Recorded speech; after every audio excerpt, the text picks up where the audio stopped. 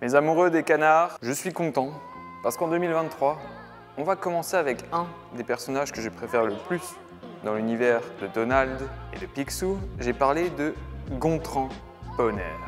Alors, dans ces récits les plus connus, souvent, on a Donald qui est jaloux de la réussite de Gontran et ce dernier qui est quand même véritablement paresseux, c'est-à-dire qui ne fait pas vraiment grand-chose de sa chance. Bien aujourd'hui, on va dépasser ce trope habituel avec une histoire qui va aller un peu plus loin. On y va. Tout commence de manière assez classique. On retrouve Donald et Gontran en même temps chez Géo. Alors Donald, il vient juste rechercher une machine quelconque pour Picsou. Et Gontran, lui, je vous l'ai dit, il a la flemme.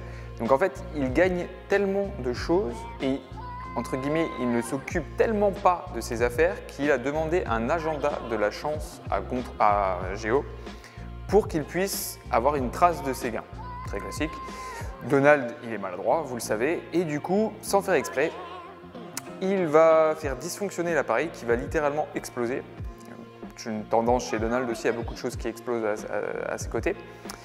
Et pour la première fois dans mes souvenirs, on a une véritable inversion de la chance qui s'opère entre Gontran et Donald. En plus, ce qui est intéressant, c'est que ça va être vraiment magnifié. C'est-à-dire qu'avec Gontran, c'est toujours un extrême. Soit il est ultra chanceux, soit au contraire, il est vraiment l'homme le plus malchanceux de la Terre, pire que Donald. Et c'est effectivement ce qui va se passer. Parce qu'on va voir que donc, au fur et à mesure de l'histoire, il va se blesser très facilement. Il va perdre sa maison, il va donc littéralement devenir SDF, il ne pourra plus se nourrir, donc vous voyez toujours, il va presque mourir en fait.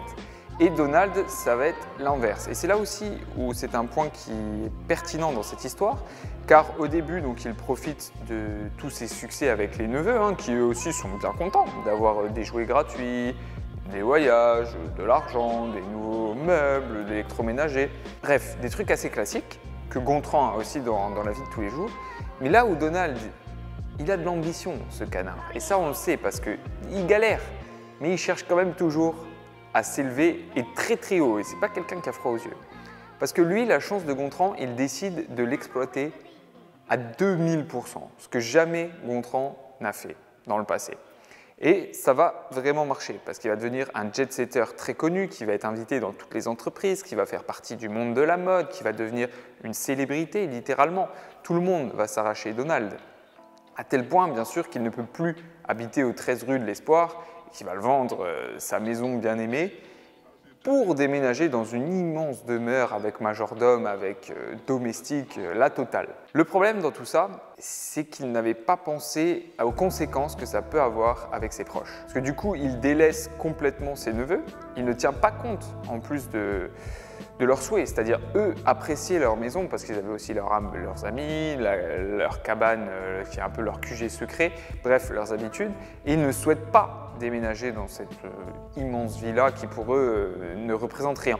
C'est la même chose pour Daisy, elle qui est habituée quand même à côtoyer entre guillemets une personne normale. Et là, elle a affaire tout d'un coup à quelqu'un qui s'est profondément transformé, qui a une personnalité tout autre. Ça ne lui plaît pas beaucoup, même si elle reste assez patiente dans cette histoire. Parce que d'habitude, elle est plus prompte à l'énervement et là, ce n'est pas le cas.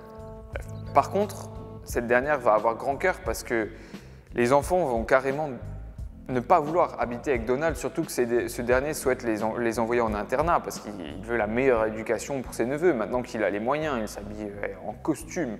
Monsieur est très classe. Mais ça ne plaît pas du tout aux enfants et donc ces derniers vont en fait trouver refuge chez Daisy, tout comme Gontran qui lui est carrément au bout du rouleau. Donc s'il veut se reposer un petit peu et pas mourir, chez Daisy c'est un havre de paix tout indiqué. Bien sûr, ils vont essayer de renverser la situation parce que Géo, bon, c'est quand même le génie du monde de Donaldville et bien sûr, il a un remède contre ça. Mais Donald n'est pas d'accord. Lui ne veut pas retourner à son ancienne vie qui était terrible, même si pas tant que ça au final, mais pour lui en tout cas, c'était pas cool. Et il s'amuse beaucoup plus comme ça, à tel point qu'il préfère perdre ses proches plutôt que de redevenir le Donald qu'il était auparavant. Ça, vous vous doutez bien que ça va un temps, mais qu'il se retrouve donc très seul. Et on a beau tout avoir, si c'est pour ne le partager avec personne et demeurer un loup solitaire. Alors ça peut convenir peut-être à certaines personnalités, mais c'est très rare. Et sans proche, la vie est quand même vraiment difficile. Donc il embarque dans sa BMW. Alors ça, je ne sais pas pourquoi cette marque, hein, je vous laisse vous-même faire vos propres commentaires. Il parvient devant chez Daisy où par la fenêtre, il observe que tous ses proches sont ensemble, ce qui d'ailleurs le met en rogne contre Gontran parce qu'il dit qu'il lui a volé sa vie, alors qu'en fait c'est tout l'inverse. Et il s'en rend lui-même compte et il décide de faire bonne grâce, de toquer et d'admettre ses erreurs pour enfin rétablir la normale, c'est-à-dire redonner à Gontran sa chance exceptionnelle et redevenir le pauvre Donald que l'on connaît habituellement. A noter quand même qu'il y a une fin qui est plutôt optimiste parce que avec la revente de la grosse villa et apparemment de toutes ses possessions, non seulement il peut racheter le 13 rue de l'Espoir, mais en plus il a de quoi payer des cadeaux et des vacances aux enfants. Et surtout, le récit se clôt avec une phrase que j'aime beaucoup, où il dit que certes, sa vie n'est pas celle dont il rêvait, mais c'est celle dont il a besoin. Pas mal, pas mal. D'ailleurs, il est peut-être temps d'y aller. Pourquoi cette histoire est intéressante? Alors déjà, je l'ai évoqué, c'est qu'elle est inhabituelle. Souvent, on a une course à Donald essayant d'obtenir la chance de Gontran, et Gontran, ne faisant d'ailleurs pas grand-chose, mais réussissant toujours à contrecarrer les plans de Donald. Et là, pour une fois, ça fonctionne, et ça fonctionne même plus que ce que Donald espérait à la base, parce qu'il, lui, va profiter de la chance de Gontran au maximum. On le rappelle, Gontran est quelqu'un de feignant, mais c'est peut-être lui qui a raison, parce que en faisant ça, il ne devient pas aussi exaspérant et invivable pour sa famille, même s'il est un petit peu en retrait quand même, hein. Il partage des moments avec Daisy, les enfants, Donald, Picsou, mais peut-être moins que Donald. Alors ça lui convient peut-être d'un point de vue personnel, mais je pense qu'il a des messages qui sont laissés par les auteurs. Une chose que l'on retrouve assez souvent, plusieurs histoires et pas seulement avec Donald, c'est l'inspiration de Citizen Kane. Parce qu'à chaque fois, enfin souvent, on retrouve des personnages isolés dans des grandes demeures avec des très hauts plafonds. Ça ressemble beaucoup à l'esthétique du film d'Orson Welles. Le côté solitaire aussi, qui rumine sur la vie, seul sur des grands fauteuils en espèce de velours comme ça. Alors bien sûr, ça participe à l'inconscient collectif hein, qui a pleinement assimilé l'œuvre phare du cinéaste des années 30. Mais c'est quelque chose qui revient assez souvent, qui se prête très bien au personnage de Picsou et pas qu'à lui d'ailleurs, aux nouveaux riches comme les Donald dans cette histoire. Donc cette histoire est très ludique car cette inversion, elle change vraiment complètement la donne entre la balance du pouvoir entre les personnages. Bien sûr, son message délivré, sa morale est elle aussi plutôt bénéfique car souvent on a des rêves qui sont certes aussi positifs parce que c'est bien d'avoir des objectifs qui sont parfois difficiles à réaliser, mais il ne faut pas que ça nous empoisonne au point qu'on ne vive plus en fait. En fait, ne pas être obnubilé totalement par ce qui est parfois inatteignable parce que sinon on passe à côté des plaisirs de la vie. Et ça, je ne suis pas le seul à le dire. Voilà, principe philosophique hein, qui est quand même assez reconnu.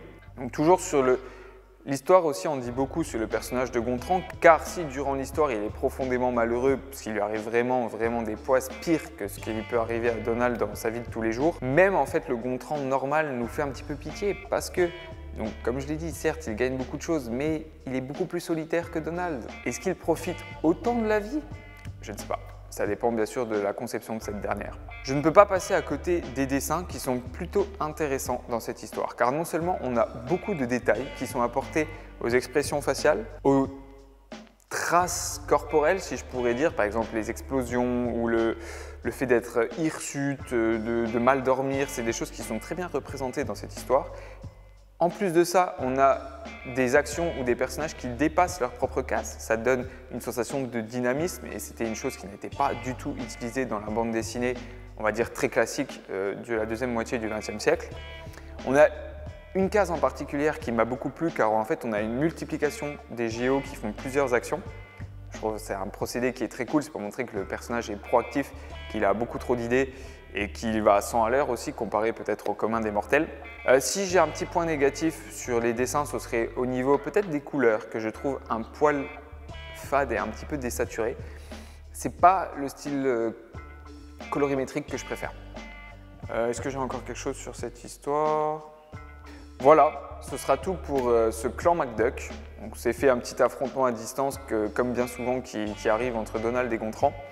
J'espère que ça vous aura plu et nous, on se dit à la prochaine. Ciao!